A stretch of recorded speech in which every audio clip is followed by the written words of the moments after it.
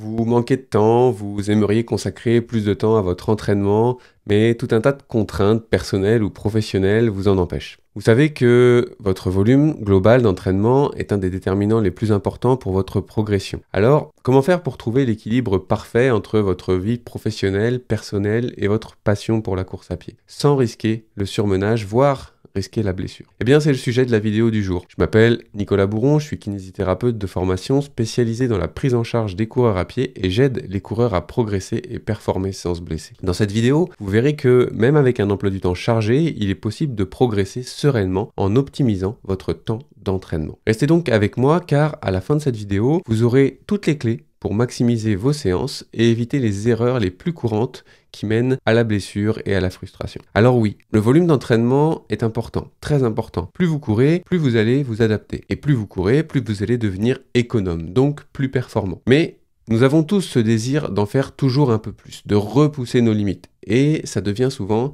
un véritable casse-tête de concilier notre vie personnelle, professionnelle et notre passion sportive. Alors, je ne sais pas vous, mais est-ce que vous vous sentez aussi concerné par cette situation? Je vous demande ça parce qu'en fait, c'est une question que je reçois vraiment très souvent. Comment faire pour trouver l'harmonie, l'équilibre qui va permettre de progresser sereinement, sans se blesser, tout en optimisant son temps d'entraînement? Dans cette vidéo, je vais essayer de vous donner des astuces concrètes et des stratégies efficaces pour y parvenir. Imaginez pouvoir continuer à améliorer vos performances sans sacrifier cet équilibre de vie. Imaginez pouvoir courir avec confiance, sachant que vous avez fait tout ce qu'il faut pour éviter la blessure. À la fin de la vidéo, j'espère que vous saurez comment identifier et optimiser le temps disponible pour l'entraînement, que vous saurez aussi utiliser des techniques simples et efficaces pour intégrer plus de séances dans votre emploi du temps. Et enfin, surtout, j'espère que vous saurez éviter les erreurs courantes qui mènent à la fatigue et aux blessures. Préparez-vous donc à découvrir comment transformer légèrement votre approche de l'entraînement pour un mieux-être global et des performances sans doute plus durables. Vous allez apprendre à transformer chaque petite minute disponible en une opportunité d'entraînement. Vous découvrirez que même les séances les plus courtes peuvent avoir un impact significatif sur votre progression. Et vous comprendrez surtout l'importance du sommeil et de la récupération et comment ces éléments sont cruciaux pour éviter la blessure. Donc sans plus attendre, plongeons dans le vif du sujet et voyons comment maximiser votre temps d'entraînement tout en préservant votre équilibre de vie. Le premier point, et sans doute le plus important, ça va être de définir clairement le temps que vous pouvez réellement consacrer à l'entraînement. Parce que vouloir faire 10 heures de course par semaine quand votre agenda n'en permet que 5, eh bien c'est une recette garantie pour la frustration et l'échec. Soyez honnête avec vous-même, identifiez les créneaux où vous pouvez vraiment courir sans perturber votre équilibre de vie. Commencez par faire un audit de votre emploi du temps. Prenez une semaine type par exemple et analysez-la. Analysez chaque journée et identifiez potentiellement les moments où vous pouvez vous entraîner. Voici une petite liste de questions que vous pouvez vous poser. Quand est-ce que j'ai des moments de libre? Quels sont les créneaux où j'ai aussi le plus d'énergie et où je suis le plus disponible physiquement et mentalement? Est-ce que je peux ajuster certaines activités de mon emploi du temps pour libérer du temps à mon entraînement? Et une fois que j'ai identifié ces moments, on va pouvoir chercher à optimiser le temps. Je l'ai dit un tout petit peu plus tôt, gardez en tête que chaque minute compte et qu'il n'y a pas d'entraînement trop petit. Même 10 minutes de course sont suffisantes. 10 minutes, ça représente pas loin de 1600 pas, donc de 1600 impacts.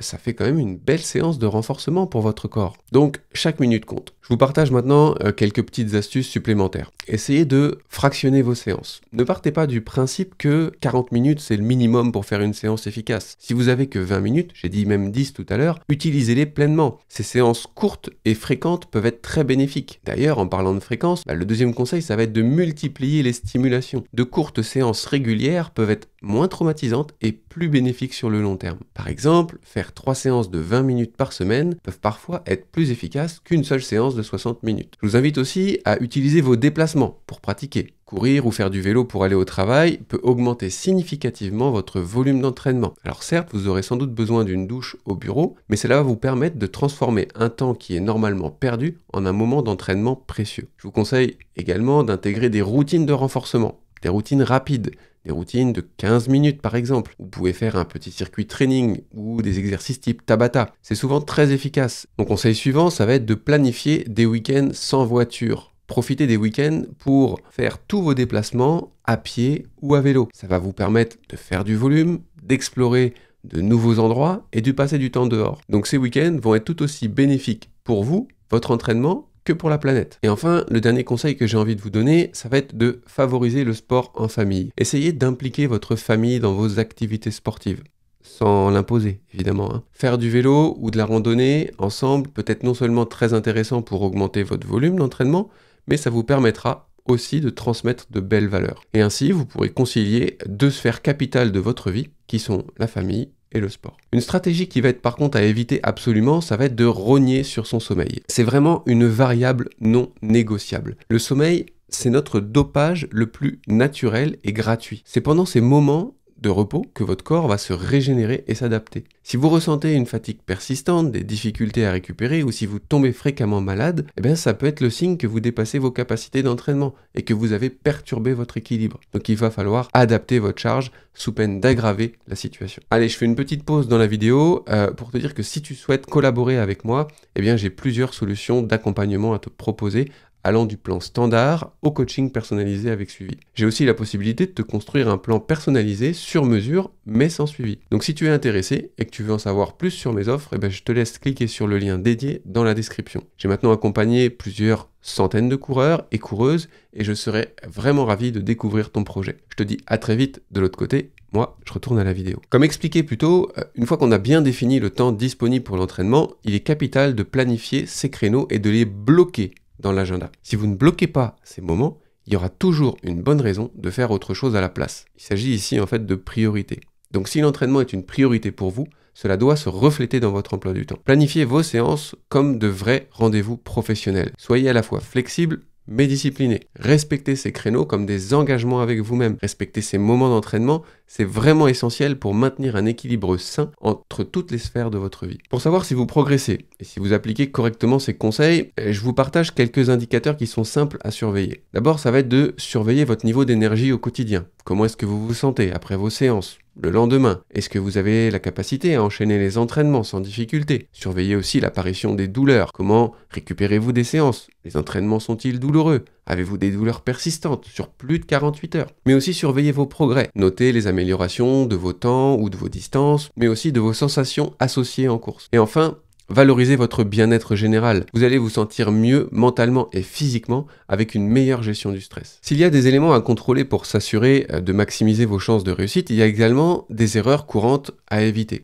On l'a mentionné plus tôt, la plus grosse erreur va être de négliger son sommeil. Le sommeil est crucial pour la récupération. L'entraînement va créer une dégradation et c'est le sommeil qui va nous permettre de récupérer, de nous adapter et donc de devenir plus performant par la suite. Assurez-vous donc de dormir suffisamment chaque nuit. La deuxième erreur serait de ne pas planifier concrètement vos séances. Ne le faites pas uniquement dans la tête. Sans une planification rigoureuse, il va être facile de sauter un entraînement. Donc utilisez un agenda ou quelconque application pour bloquer vos créneaux d'entraînement. La troisième erreur, ça va être d'ignorer les signaux de fatigue et de surentraînement. C'est là aussi quelque chose d'assez fréquent et qui pourrait vraiment vous coûter sur de long terme. Écoutez votre corps. Si vous ressentez une fatigue excessive, une irritabilité, une diminution de vos performances, c'est un signe que vous devez ajuster votre volume d'entraînement. Tomber malade, c'est pas non plus anodin. En accumulant de la charge d'entraînement, votre corps se fragilise et vous pouvez perdre en capacité immunitaire, ce qui favorise l'apparition de maladies. Et une dernière erreur serait de se comparer aux autres, parce que chaque coureur est différent et vous le savez au fond de vous. Et ce qui fonctionne pour l'un ne fonctionne pas forcément pour l'autre.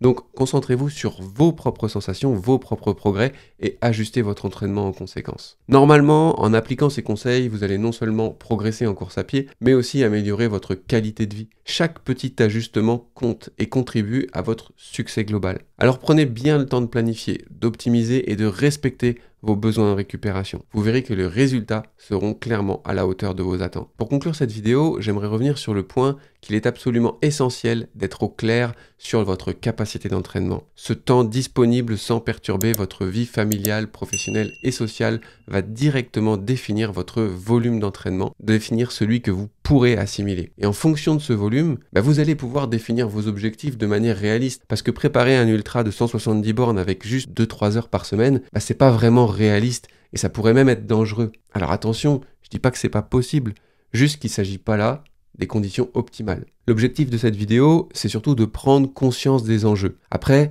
chacun est libre de faire ce qu'il veut. Je crois qu'il est cependant primordial de rester réaliste pour éviter les blessures et la frustration. Rappelez-vous aussi que chaque petite action compte. L'essentiel, c'est de rester constant et d'écouter votre corps. La progression, c'est un peu comme un marathon, c'est pas un sprint. Donc prenez soin de vous, respectez vos limites et continuez à avancer avec détermination. Votre progression, c'est un chemin à la fois unique et personnel. Chaque pas, chaque minute, chaque entraînement, chaque moment de récupération contribue à vous amener un petit peu plus loin. Donc ne vous découragez pas si les progrès semblent lents et ne vous découragez pas non plus si d'autres semblent aller plus vite que vous. On l'a dit tout à l'heure, il faut toujours individualiser. Normalement, tant que vous avez la passion et que vous restez bien aligné à votre projet, si vous maintenez cet équilibre si fragile qu'il est parfois difficile de maintenir, eh bien, vous ne pourrez que progresser. C'est donc à vous de jouer maintenant. Je pense que c'en est tout pour aujourd'hui. Donc moi, je vous dis à très bientôt. Allez, ciao.